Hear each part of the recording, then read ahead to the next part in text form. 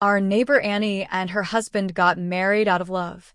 For 6 years of married life, no one ever saw any fights or quarrels between them.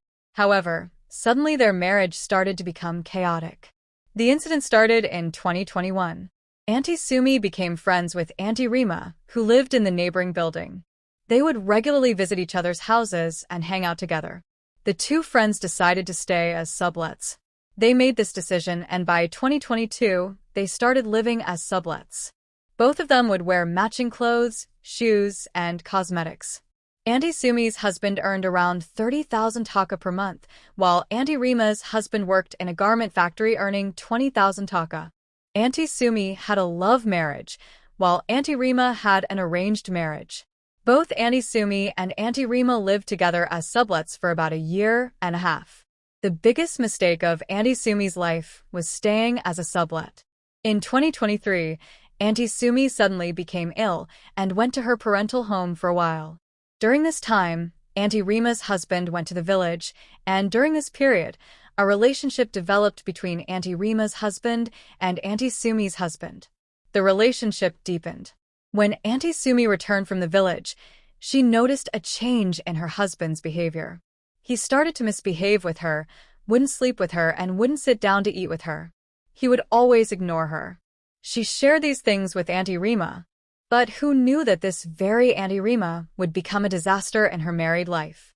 After 2 months, Auntie Sumi told Rima that she was going to the doctor and asked if her husband could go with her. Rima gave various excuses not to come. Auntie Rima's husband was often not home during the day and sometimes worked night shifts. Anyway, Auntie Sumi went to the doctor, and when she came home, she found the main door open. Upon entering, she saw her husband feeding her friend, laughing together. Seeing this, Auntie Sumi didn't react and stayed silent. She later made it clear to them that she didn't suspect anything. After that, she started keeping an eye on her friend and her husband. One night, when Auntie Sumi was sleeping, her husband entered Rima's room and locked the door. Auntie Sumi suddenly woke up and started looking for her husband. She knocked on Rima's door, but Rima didn't open it, saying her husband was sleeping. However, her husband was not there. It was Auntie Sumi's husband who was in the room. When Auntie Sumi called her husband, the phone rang in Rima's room. This is when the trouble started. The affair between Auntie Sumi's husband and Auntie Rima was exposed. Gradually, more details came out. I will write the second part tomorrow. Note: Auntie Sumi did not have any children, but Auntie Rima had 2 sons. My heart swelled with relief. They weren't fully on board, but they weren't shutting me out either. Thank you, Mom. Thank you for trying to understand. I'll do whatever it takes to make sure our family is okay. She smiled, her eyes softening. We'll get through this, Lena. But be prepared. It won't be easy. The following days brought small victories. My parents didn't fully accept our love, but they didn't completely oppose it either. The real challenge, however, lay ahead, telling the rest of the family. Arif and I had always been close to our extended family. Our grandparents, aunts, and uncles were always involved in our lives. They knew us as the inseparable cousins, the ones who had always been there for each other. How would they react when they learned the truth? Arif's family was more conservative than mine, and that made the situation even more delicate. He had already spoken to his mother, who, while understanding, was clearly torn. I knew that it wouldn't be long before we had to face the rest of our families. We decided to meet at a family gathering, the same one where we had made so many memories together. But this time, the atmosphere felt different. I could sense the tension in the air, as if everyone was waiting for something to shift, to change. When Arif and I arrived, our eyes met, and we shared a quiet, reassuring smile. We were in this together. No matter what happened next, we would face it side by side. As we sat down, the conversation began as usual, with laughter and chatter filling the room. But there was a nervous energy in the air that neither of us could ignore. Finally, my aunt, Arif's mother, looked at us both with a knowing look. Lena, Arif, she said, her voice calm but filled with a quiet authority. Is there something you want to tell us? The room fell silent, all eyes turning toward us. My heart raced as I looked at Arif. He squeezed my hand under the table, and I could feel the warmth of his touch giving me strength. I took a deep breath and looked around the room, feeling the weight of our family's gaze. This was it. There was no turning back now. Yes, I said, my voice steady, though my heart was pounding. There is something we need to tell you all. Arif and I were in love. For a long moment, no one spoke. The silence was suffocating. I could see the surprise on everyone's faces, the shock in their eyes. And then, slowly, my aunt spoke again. We've been expecting this, she said, her tone softer now, but still uncertain. But we didn't know how to handle it. This isn't easy for any of us. My uncle, who had always been a figure of authority in the family, cleared his throat. Love is a powerful thing, Lena.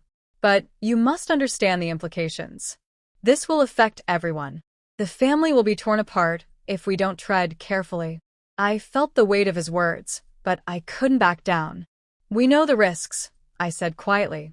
But we also know that we can't hide what we feel anymore. Arif and I are in this together, no matter what. The conversation stretched on for hours, filled with tears, concerns, and questions. It was difficult. But as the evening wore on, something shifted.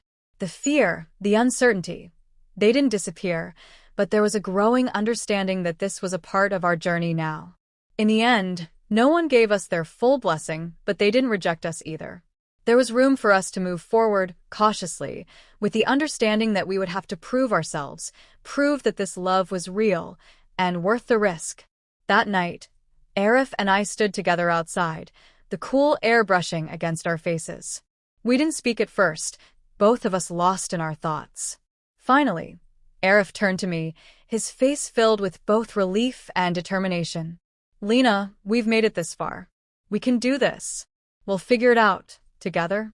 And in that moment, I knew that no matter what came next, we had already made the hardest choice. We had chosen each other. The days following our revelation to the family felt like a long stretch of uncertainty. Arif and I continued to meet secretly, holding on to each other through the confusion and the mixed emotions. Our love was still something we were both figuring out, but at least now, we weren't hiding it. The truth was out there, and the world, in all its complexity, was beginning to see us in a new light. The tension within the family was palpable. Some relatives whispered behind closed doors, others tried to pretend like nothing had changed.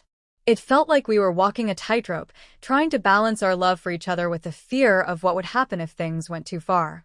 One afternoon, Arif called me. His voice was low, and there was a trace of anxiety in it. Lena, we need to talk. I've been thinking about everything. I'm not sure how much longer we can keep doing this. It's wearing me down.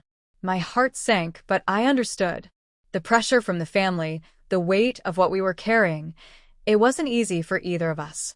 What do you mean, Arif? I asked quietly, though I already had an idea.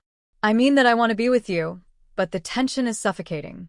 Every day feels like a battle, and I don't know how much longer I can keep pretending like nothing is wrong, he said, his words rushed, as though he was afraid of saying too much. I could hear the exhaustion in his voice, and it mirrored my own. I didn't want to admit it, but the constant strain was wearing on me too. The secrecy, the fear of rejection. It was becoming unbearable. I know, I whispered. I feel it too. But what can we do, Arif? We've already made our choice. We have to keep going forward.